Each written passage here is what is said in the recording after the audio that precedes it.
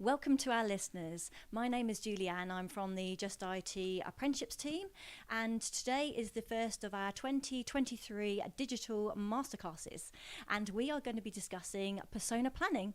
Alongside me, I have Scott Merrick to take us forward.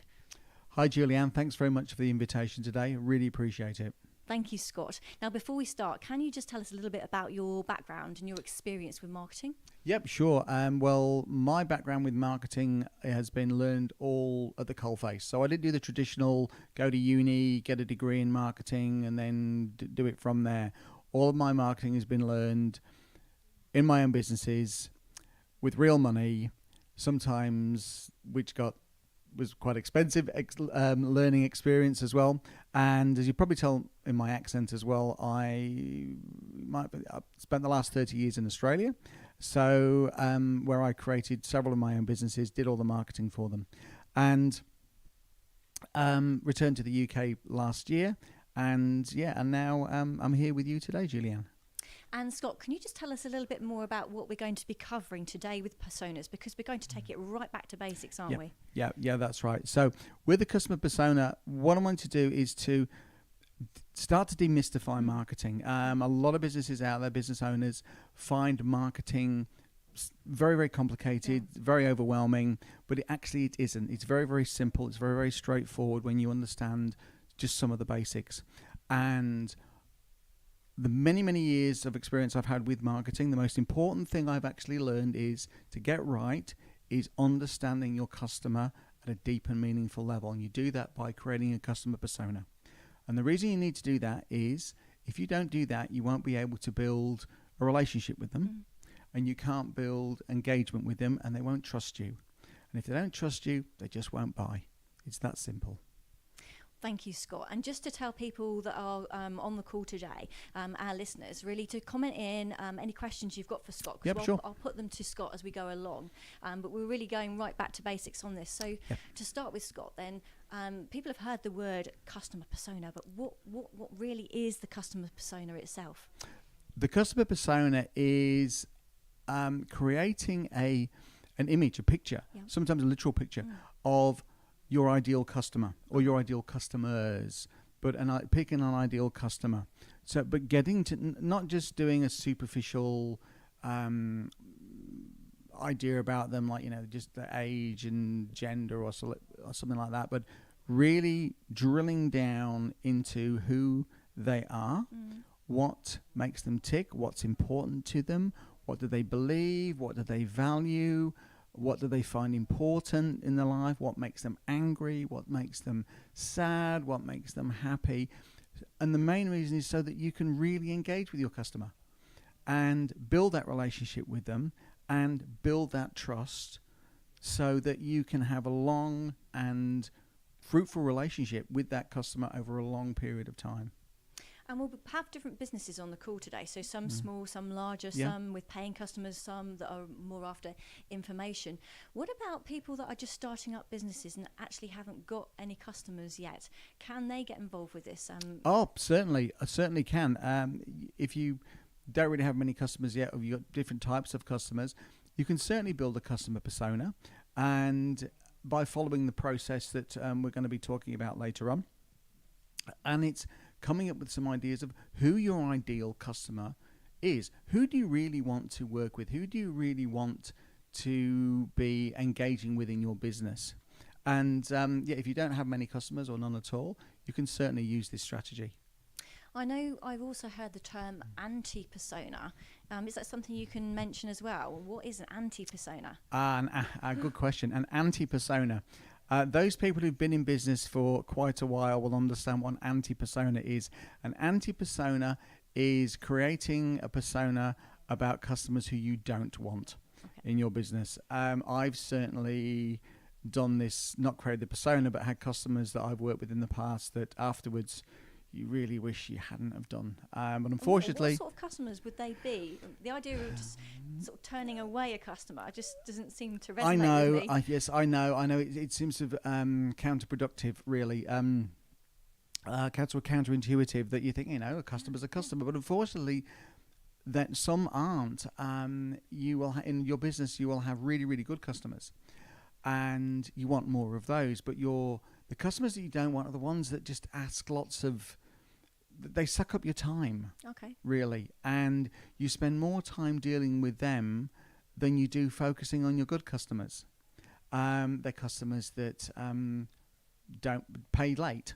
They're customers that don't pay at all. They're customers that constantly complain. They're customers that generally, after all, you just really wish you didn't have in your business at all. So you can also you can create your customer persona for who you do want, but also create that anti-persona for people who you don't want. And I wish I'd have done that in some of my years of marketing for my businesses as well. Then let's go forward and actually start creating a customer persona, because I know people will be itching to find out how to do this, and me included. So we need to take a business. So we'll take a leisure centre, for example. Leisure centre's got the gym, the swimming pool, the classes. They've got a yoga class. They need to fill it. They've got maybe 10 people, but 20. They're looking at 20 numbers. How do they start actually drawing up a persona? How do we create this persona and encourage people to try and attend that class? Okay, so keeping it simple, if you said that you've got 20 spots, you've already sold 10, the first place I would start is actually looking at the 10 people that have already signed up and see if there's some sort of commonalities, some common thread that they all share. And then it might be something as simple as they are all members of the swimming club as well. So it's very, very simple to then offer more spots to more people at the swimming club. Very, very simple like that. Also, with your customer persona, you may find that they might share a particular age group or background. I'll give you an example. You might find that they're older ladies who are whose partners have passed away, and they come to yoga because it helps with some sort of flexibility. But the main reason they're coming is for the social side afterwards, when they go to the cafe and they can catch up with their friends and have a coffee, and they can have a slice of chocolate cake and catch up. That's the real reason while they're coming to the yoga classes. You mentioned cafe there. I'm thinking at the same time as filling the class up from a yoga perspective, there's also that cross-selling from the cafe side as well, getting people, the customers into that area of the business. Yeah, there is. There's always the opportunity to cross-sell. But I think to focus on where a lot of marketing does go wrong is because it focuses on the financial side and the money side of things. We've got the class, got to fill it with the numbers. We got, otherwise it's not going to make the class profitable. And unfortunately, when the business is focusing on this kind of thing, that feeds through in a lot of the marketing materials and your communications. You need to shift the focus, and the focus is all about, well, what's the actual benefit? What's the benefit to these people coming to the yoga classes? So there's more than just the benefit of, you go to yoga and you become more flexible. The main focus afterwards is, and you spoke about the cafe, is that the cafe actually forms one of the most important parts of a leisure centre, because that's the social side.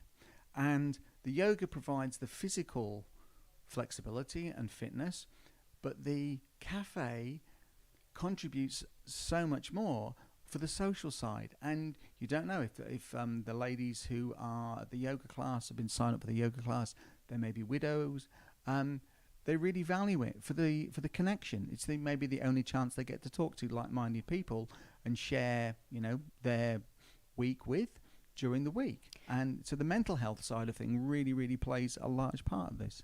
So with the persona planning itself and the leisure centre staff, then you've got the cafe, you've got the yoga side, you've got the leisure centre manager. How do you go about creating that personas? Do they all have to go in a room somewhere? How does it work? Well, yeah, pretty much. And this is from experience, I found the best way is to grab your team together, and it doesn't have to be just the management team or the marketing team. It's just everybody. Everyone that's involved. Pretty much that everyone. Yoga class. Yeah, everybody that's involved. And just shove them in a room and just go, right, we're running, keep it nice and simple. we want to run some more yoga classes. What we're going to do is I'm going to give you some pens and some post-it notes. And what I want you to do is to write down as many different types of people you think would benefit by coming to the yoga class. Just don't think about it. There's no structure. No one's going to be marked on how many, you post-it notes you did as opposed to somebody else. And let's just come up with some ideas. So you've got somebody having to lead that session, presumably. It might be the office manager or the centre manager. So they're the one that are just introducing. They make sure everyone knows what they're in the room for, hand out the post-it notes and then get started. And then I suppose for you and I now, we're already coming up with some people that, we think you've already mentioned somebody. I can think of another person that, persona that would probably use a yoga class, like a runner, wanting to improve, from injury, stretching. I mean, there's plenty of different people that these ideas should be captured on these post-its around the room. Is that right? That's exactly right. And the idea is then after you've conducted the session and you've got all these post-it notes, start to sift through them, start sticking them up on the wall, and start to be able to group them into different types of people. And you might be thinking, that won't work, but strangely enough, that when you do an exercise like this, patterns start to emerge. Things start to emerge that you never dreamed about, never thought about, unless you actually conducted the exercise. An old mentor of mine many years ago, he said to me, the answers come in the doing. And it's only through the doing do you actually uncover what you really need to do, what the actual answers are. And you start to stick them all up on the wall, and you'll see patterns emerge, and you'll start to find the different types of people that could be attracted to your yoga classes. So a question that's come in would be, how long does that session have to last? Is it half an hour, or does it need to be a couple of hours if a team manager is trying to plan something like this? Oh, what I would do is 30 minutes. 30 minutes. 30 minutes. The trick is the trick is with the session is don't give people too much time to think. Okay. Because when we overthink things, we get confused, we feel overwhelmed, and our brains just sort of go and don't work. When you've got 30 minutes, write as many as you can, don't think about it, and there's no such thing as a bad idea. Let's just get some ideas out there, and then let's just go from there. Let's just start. And another question is, can this be done online? There are plenty of teams out there, not the leisure centre, but other companies where they're working remotely. Can they do this online? Yeah, that's a good question, actually. Do it online. Do it online as well. So maybe some breakout rooms. Yeah. Make it fun. Yeah. Make it fun. Make it relaxed. When you're having fun and you're relaxed, that's when your creativity flows and the ideas just come. Okay, so we're in this room. We've got the post-it notes together now. All these ideas, we've captured them all. They're on the walls. What happens next? Okay. Does everyone stay there, or is that now time to move forward? To collect them up and then. So what we do then is after half hour, and we stick them all up on the wall, have a bit of a break, go away, have a coffee or a tea or something, have some biscuits, and then come back. And then the next step in the exercise is to go, right, we have these groups of people. Let's pick one. Because you've got all these different groups of people, and all these different groups of people, you can market the yoga class to. But what you have to do is to start with, you have to pick one to start with. Don't try and sell to your yoga classes to everybody that's up there, because that just doesn't work. You have to pick one. And it can actually feel very, very counterintuitive to just exclude so many people and focus on the one, because we're so terrified of losing business that we feel very, very awkward. But if you try and market to everybody, you market to nobody, because the message doesn't resonate with them. So we're now in this process of creating this persona. We need to pick one. Okay. I'm going to pick the runner. You're going to pick the middle-aged man. So we'll go for Cheryl, 55, Okay. age range. Oh, She's okay. going to yoga, if it's 7 o'clock in the evening. Okay. To maybe go there to have fun with her, maybe some friends that she goes with. Yeah. And Yeah. she's doing it to keep fit, to keep Yeah. supple, keep fit. Yeah. So let's start with her. Okay. All right. How do we go forward now, bringing that to life? Is it a Okay. case of actually sketching her out, or do we write it on a Word Yeah. document? What would be the next step? Yeah. Yeah. Well, going back a little bit, most marketing just would end with Cheryl being 55, goes on a Tuesday night, and she's doing it to get fit, and it's quite too wide an understanding of her. So we really need to sort of drill down, and with Cheryl. And so what we do is, okay, well, ask the question, why is Cheryl really going, or why would Cheryl really go to yoga? What's the real reason Cheryl's going to yoga? And this is when we sort of start to have to walk in Cheryl's shoes and understand Cheryl at a very, very personal level. So to give you an example, we said that Cheryl's 55 and she's a widow. So maybe her kids are older then, and maybe they might have left home, or they're working, so they don't spend much time with Cheryl anymore. Her partner's passed away, so she's by herself a lot of the time, and we find out that she actually is a part of another social group through looking at the data on the leisure centre, that she's part of a walking group on the weekends with some friends. They go walking. And we also find out that Cheryl also had hip surgery a few years earlier. And okay, so what's happening in Cheryl's life is that she's going walking on the weekends with her friends. So it's nice and social. And it's the only opportunity she gets to interact with people during the week of her own age, and, to share her ideas and week with. But find that the first mile or so when they're walking is okay, but because of her hip injury, she starts to lag behind. And this is happening every week. And what's happening is her friends now have to wait for her to catch up. She's in pain. She's taking some medication to keep up with her, but nothing's really working. But now she's feeling really embarrassed that her friends have to wait for her every week for her to catch up. And so she's actually thinking about maybe dropping out of doing the walking. And this is actually making her feel quite sad because, they're her friends, they don't want to see her go, and it's going to affect her mental health as well.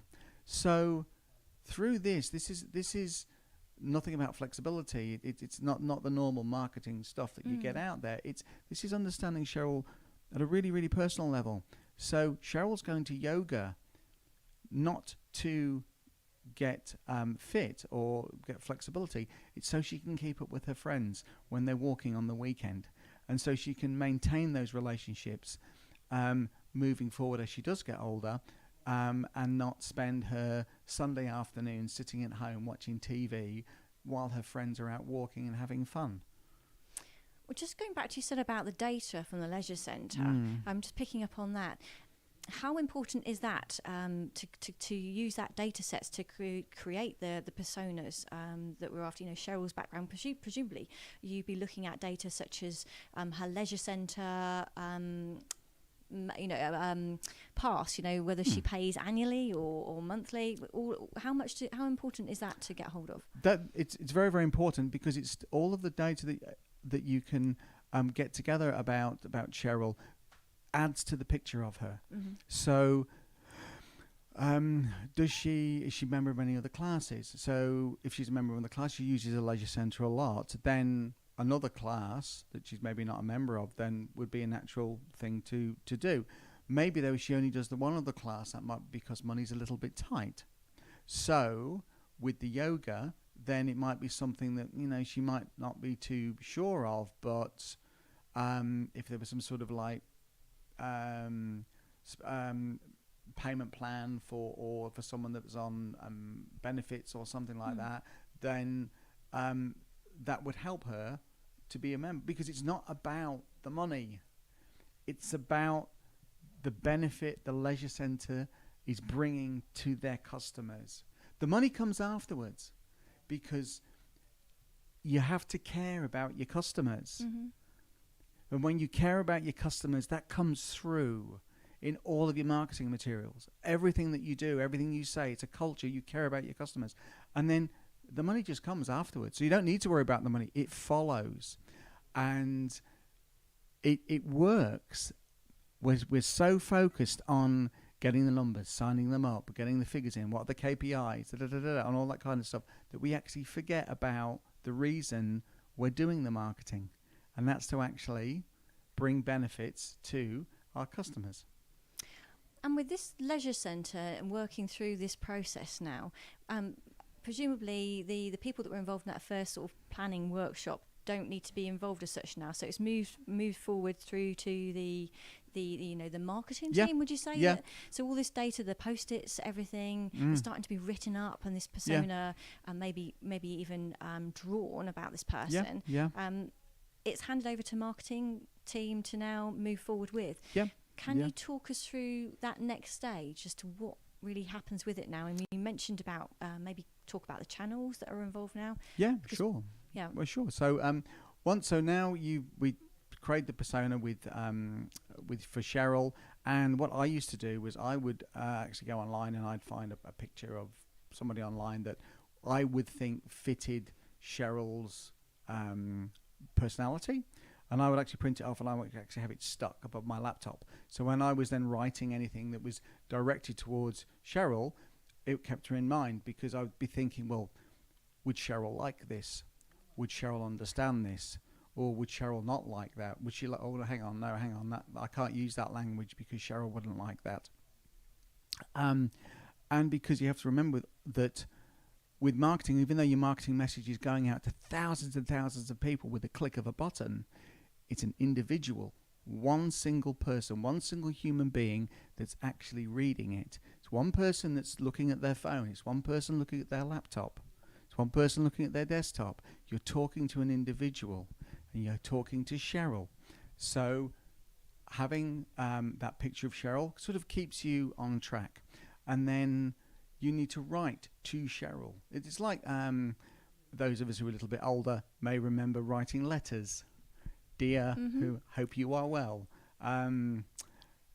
You're writing to an individual. It's the same sort of thing. You're writing to engage with Cheryl, and Cheryl needs to feel that she's the only person on the planet that you're talking to.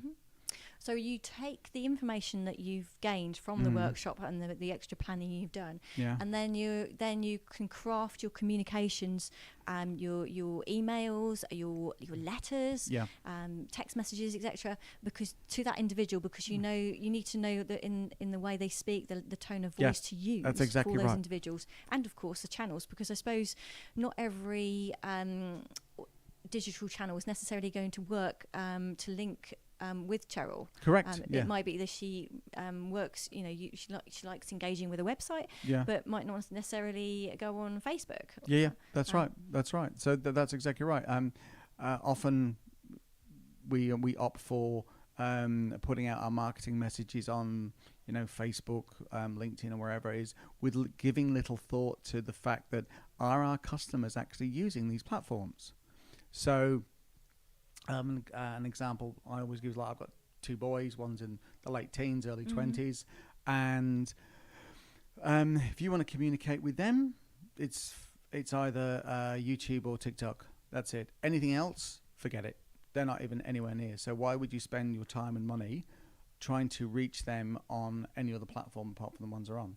Then again, like my dad, who's in his early 90s, digital is a complete waste of time.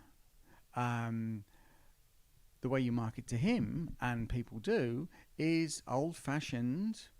Print it out, put it in a letter, put a stamp on it, put it through his letterbox, and he reads it for like weeks on end.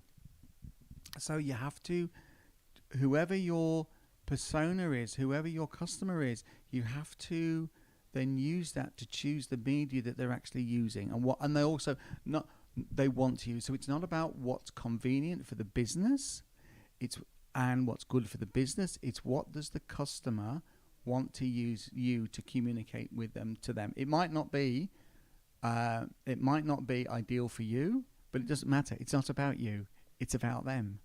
It's really looking at it from a completely different perspective, a different pair of eyes. Yeah, it is. Tell me more about people that actually, or teams that get involved in actually drawing up a persona. Actually, physically drawing something. Have you seen that happen quite often? Is there a benefit of actually drawing a picture of that persona as opposed to actually writing some paragraphs? Yeah, very much so. Human beings are very visual creatures. We've been communicating with each other for millennia through cave paintings. It's images. That's what makes us tick. So creating an image about Cheryl with a pen, paper, whatever, brings her to life, brings her off the page. It's not just a whole heap of text on a page. She comes to life. We know the color of her hair. We know the color of her eyes. We know that she likes 2 sugars in her tea. We know that she likes these biscuits as opposed to those biscuits. She knows that she likes to watch a particular program on television, on a Tuesday afternoon. We know everything about her. And because of that, we know her and we know how to engage. We know how to communicate with her. Where would you store such a picture? Would you leave it? Would you pin it to the wall, or what would you? What would you do with all these documents? Oh, the actual picture itself is it's not an actual real picture of Cheryl. It's a representation. Yeah, representation. So what I would usually do is when I'm not working, I would put that out of view of everybody and keep that in a desk drawer. And just keep everything private, particularly all of the information about that you've gathered with Cheryl. Really needs to be kept private as well. You don't want, it's just good manners. There's and etiquette really. But when you're coming into your planning meetings, presumably this is the information that you bring out when you're maybe doing a new new event or whatever it might be. This is when you need to be pulling all that information out. Then how often would you need to update a persona? So you've done the planning meeting, and then maybe 6 months time. At what stage would you suggest to your audience about changing it again? Yeah, well, I'd sort of revisit. I'd probably revisit after the 3-month mark, after you've launched your marketing materials and you've got them out there in the marketing in the marketplace, and you've marketed to Cheryl, and then through the doing, you'll start to get information coming back, getting some feedback, getting some engagement, which may give you ideas about, hey, I didn't think about that. I didn't realise that about Cheryl. Oh, I didn't know. Oh, I didn't think she'd think that. And then you go back to your persona, and then you can tweak it. So over a period of time, you're starting to build up a richer picture of who Cheryl is through the engagement that you're getting back through your marketing materials over that period of time. So you, not that you can just sell her more stuff, it's so that you can serve her better, really. And then go, well, hang on, I didn't know that Cheryl would like this in yoga. Well, why don't we do, hey, I didn't know that Cheryl was thinking about doing yoga with her kids. Maybe you can do a mums and kids yoga session as well, that we can offer that to her, because that might be a way of her engaging with her kids as well, to come along and do a yoga session together. Don't know. And presumably the same approach can be used across all sort of businesses. So we take a hairdresser, for example, selling products, selling people coming in to have services, getting to know those particular individuals, their market in there. So across everywhere? Across everywhere. This applies to every business. Know your customers. Understand your customers. You can engage with your customers. You build trust with your customers. And when you do that, they will never leave you at all. They will keep coming back to you again and again and again. And not only that, they will actually recommend you to their friends and to their family. So you're actually generating more leads for your business, more customers for your business organically, through simply by caring about the current customers you've already got. And Scott, for people on the call that want to take it the next level with the persona planning, what can they do after that? Is there anything extra they can do to help themselves just to take it a stage further? Have a go at it. Have a go at it. Don't worry about getting it wrong, doing it, but there is no like right or wrong. Someone said to me years ago that, something's worth doing, it's worth doing badly, at least to begin with. So do it. The answers come in the doing. Have a go, have a crack at it, see what happens, and go from there. It can only, you can only move forward with it. It will only give you some ideas, and some of those ideas may be the difference between, having a much more successful year this year than you did last year. Thank you for that, Scott. It's really interesting to explain the world of personas. I hope you've enjoyed this masterclass as much as I have. I'd urge you to subscribe to find out the next masterclasses that we've got available, and of course check out the notifications tab on here, and of course remember to also like this session. Thank you very much. Thanks very much. Thanks very much, everybody. Thanks, Julianne. I really appreciate it.